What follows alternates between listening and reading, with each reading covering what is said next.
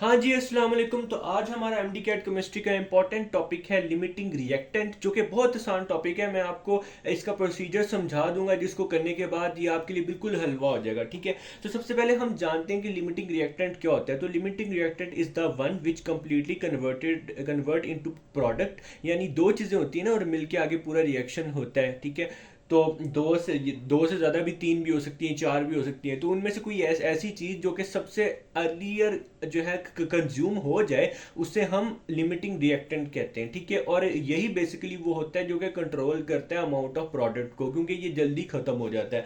जैसे एग्जांपल में, अब हमारे पास स्लाइस है, कबाब है, हमने सैंडविच बनाने हैं। ठीक है, अब आपको पता है कि एक सैंडविच के लिए एक कबाब और दो स्लाइस यूज़ होंगे। ठीक है, तो जब आप सैंडविच बनाओगे तो बनाते बनाते आप देखोगे कि चूंकि स्लाइस स्लाइस 58 है और कबाब 30 है, तो 30 कबाब के लिए आपको 60 स्लाइस चाहिए होंगे, लेकिन यहाँ पे 58 है, तो लिहाजा कबाब ख़त्म नहीं होगा, लेकिन स्लाइस पहले ख़त्म हो जाएगा। इसका मतलब स्लाइस लिमिटिंग रिएक्टेंट है, जबकि कबाब नॉन लिमिटिंग रिएक्टेंट है, क्योंकि स्लाइस पहले ख़त्म हो जाएगा और कबाब ख़त्म नहीं होगा। ठीक है, और आपके पास 29 सैंडविचेस बन जाएंगे, और यहाँ से आपके पास जो है एक कबाब जो है वो बेसिकली रह जाएगा। प्रोसीजर की बात करें कि आपके पास कोई भी लिमिटिंग रिएक्टेंट का क्वेश्चन है तो आपने उसको कैसे सॉल्व करना है। तो सबसे पहले जैसे मैंने स्टिचोमेट्री में भी बताया था, वही मैं चीज़ समझा रहा हूँ, ये आपने नोट कर लेनी है। सबसे पहले आपने इक्वेशन को बैलेंस करना है, इक्वेशन लिखनी है, उसे बैलेंस करना है। ठीक है, उसके बाद क्या करना है कि जो आपको नंबर ऑफ मोल्स, जो आपको बेसिकली मैस दिया गया होगा जिस भी चीज़ का, उसके नंबर ऑफ मोल्स कैलकुलेट करने हैं। उसके बाद क्या करना है कि नंबर ऑफ मोल्स को कोएफिशिएंट, यानी ये जो बेसिकली ये होता है ना किसी भी इक्वेशन में, उसे कोएफिशिएंट कहते हैं। आपने नंबर ऑफ मोल्स को कोएफिशिएंट से डिवाइड करना है। ठीक है, उसके बाद जिसका आंसर कम आया ना, वो आपको पता लग जाएगा ये लिमिटिंग रिएक्टेंट है। अच्छा, अब ना एक प्रॉब्लम होती है बच्चों को पेपर करते हुए, एमडी कैट का और भी टेस्ट देते हुए, कि आपको क्वेश्चन आ जाएगा लिमिटिंग रिएक्टेंट का भी, स्टिचोमेट्री का भी। आपको वहां पे ये मसला हो रहा है यार कि ये स्टिचोमेट्री से है या लिमिटिंग रिएक्टेंट से। आपने याद रखना है, जब भी स्टिचोमेट्री का क्वेश्चन आएगा तो आपको सिर्फ एक चीज का मैथ दिया जाएगा, जबकि जब लिमिटिंग रिएक्टेंट का क्वेश्चन आएगा तो आपको दो चीजों का मैथ दिया जाएगा। जैसे यहाँ पे भी 4 ग्राम ऑफ हाइड्रोजन और 8 ग्राम ऑफ O2 दिया गया, जबकि स्टिचोमेट्री में सिर्फ एक मैथ दिया जाता है या एक वैल्यू दी जाती है, कोई वॉल्यूम दे देगा। ठीक है, तो अब हम इसके एमसीक्यू स्टार्ट करते हैं। बहुत आसान से एमसीक्यूज हैं, आप इजीली इसे फॉलो कर लेंगे अगर समझ लें। तो 4 gram of hydrogen combine with 8 gram of oxygen to produce x gram of H2O, यानी आपने वाटर का मैस निकालना है। स्टेप वन में आप क्या करोगे कि आपने इक्वेशन बैलेंस करनी है, AH2 प्लस O2 H2O। ठीक है, तो यहाँ पे 2 लगा दोगे, तो 2 ऑक्सीजन 4 हाइड्रोजन, इधर 2 लगा देना ताकि इधर भी 4 हाइड्रोजन हो जाए। बैलेंस इक्वेशन आपको करनी आनी चाहिए। स्टेप 2 एंड नंबर 3 में आपने क्या करना है, नंबर ऑफ मोल्स कैलकुलेट करने हैं। पहले हमारे पास हाइड्रोजन है, हम हाइड्रोजन के नंबर ऑफ मोल्स कैलकुलेट करेंगे, mass divided by molar mass. Mass कितना है, 2 है। ठीक है, और सॉरी, मैस कितना है, 4 है। Number of molar mass hydrogen का 2 होता है, आपके पास 2 मोल्स आ जाएंगे। उसके बाद आपने क्या करना है कि नंबर ऑफ मोल्स को कोएफिशिएंट से डिवाइड करना है। ठीक है, 2 को कोएफिशिएंट क्या है, 2, आप 2 से डिवाइड करोगे, आपके पास 1 आंसर आ जाएगा। ठीक है, उसके बाद हमने दूसरी किसका दिया गया था, 8 ग्राम ऑफ ऑक्सीजन। अब आप number of moles of oxygen निकालो।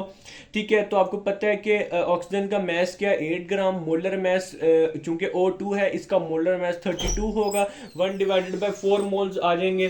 ठीक है, उसके बाद जब आपके पास 1 डिवाइडेड बाय 4 मोल्स आ जाएंगे, तो आपने इसको बेसिकली कोएफिशिएंट से डिवाइड करना है। ऑक्सीजन का यहाँ पे कोएफिशिएंट 1 है, तो 1 डिवाइडेड बाय 4 को 1 से डिवाइड करोगे, 1 डिवाइडेड बाय 4 आ जाएगा। इन दोनों में से जो छोटा आंसर है, ऑक्सीजन का आंसर छोटा है, तो ऑक्सीजन यहाँ पे लिमिटिंग रिएक्टेंट होगा।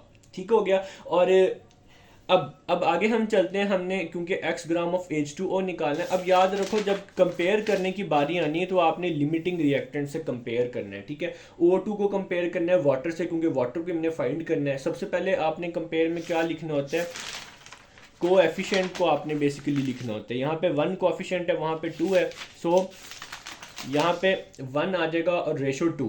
उसके बाद जिसके नंबर ऑफ मोल्स का पता है, यानी ऑक्सीजन के नंबर ऑफ मोल्स का पता है, उसके हमें कोफिशिएंट को 1 बनाना है। उसके लिए हम 1 से डिवाइड करने की 1 ही है, ये जरूरत नहीं थी वैसे करने की, तो 2 को भी 1 से डिवाइड करोगे 2 ही आ जाएगा। ठीक है, सो उसके बाद क्या आपने करना होता है, नंबर ऑफ मोल्स किसके हमें पता है, ऑक्सीजन के, उसे दोनों साइडों पे मल्टीप्लाई करना है। अब आप याद रखो कि नंबर ऑफ मोल्स थे 1 डिवाइडेड बाय 4 मोल्स। आपने ये वाली वैल्यू, अब यहाँ पे तो हमें 1 से डिवाइड करना था इसलिए दोबारा यही वैल्यू आ गई, लेकिन अगर 2 से डिवाइड करना होता तो कोई और वैल्यू आती। यानी अगर आपको मैंने कहा था कोएफिशिएंट से डिवाइड करना है, कोएफिशिएंट से डिवाइड करोगे तो उसके बाद जो आंसर आएगा वो लिमिटिंग रिएक्टेंट को फाइंड करने के लिए। लेकिन जब कंपेयर करना है वहां पे नंबर ऑफ मोल्स देखने, number of moles 1 divided by 4 moles है।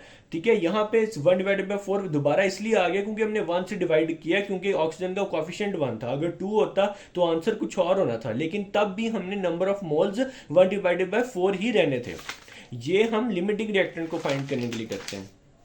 सो 1 डिवाइडेड बाय 4 से आप दोनों साइडों पे मल्टीप्लाई करोगे, 2/4 1 divided by 2 moles of water आ जाएगा। उसके बाद आपने वाटर का मास निकालना था, number of moles is equal to mass divided by molar mass, mass is equal to number of moles.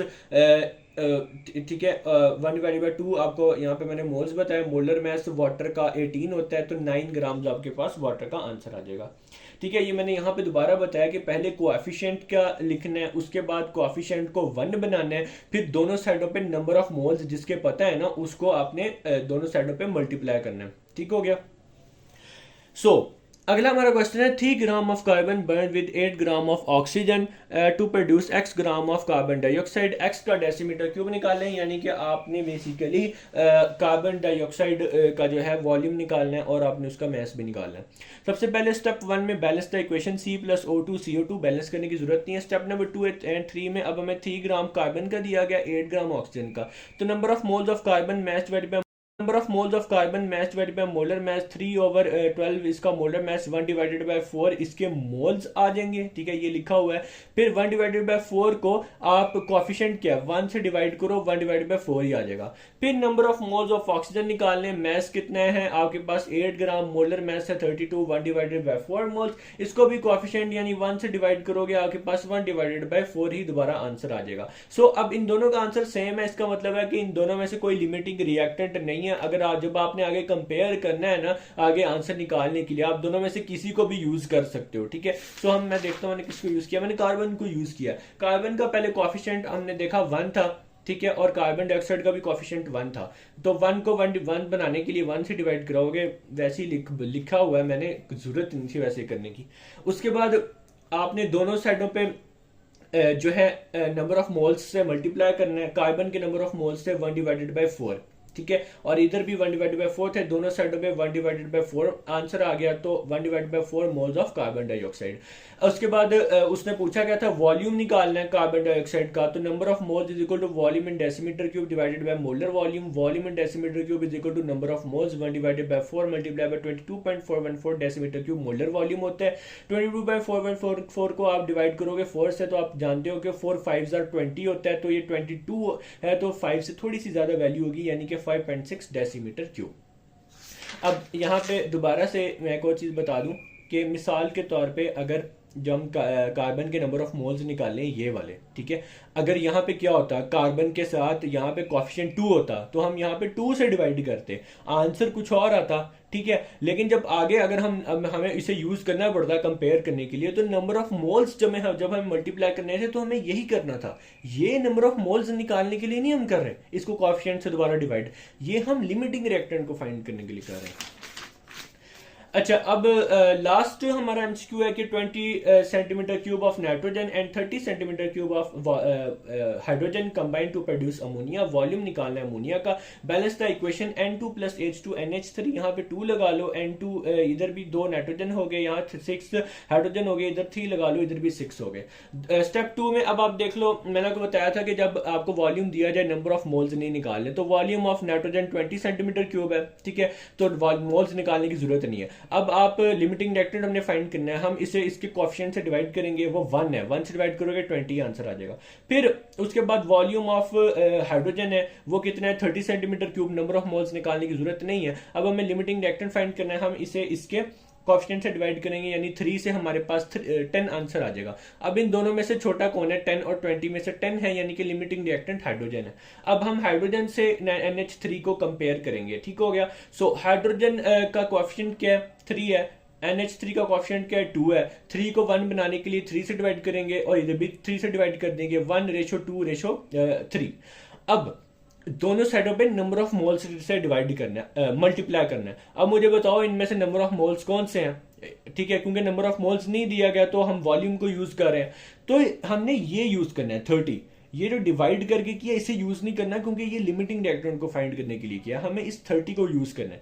तो दोनों साइडों पे 30 से मल्टीप्लाई करोगे, ठीक है, 3 1 3, 3 10 30, 2 को 10 से करोगे तो 20 सेंटीमीटर क्यूब ऑफ अमोनिया। तो इस तरह हमारा लिमिटिंग रिएक्टेंट का जो टॉपिक है वो खत्म होता है। उम्मीद है कि आप लोगों को समझ आ गई होगी। अल्लाह हाफिज।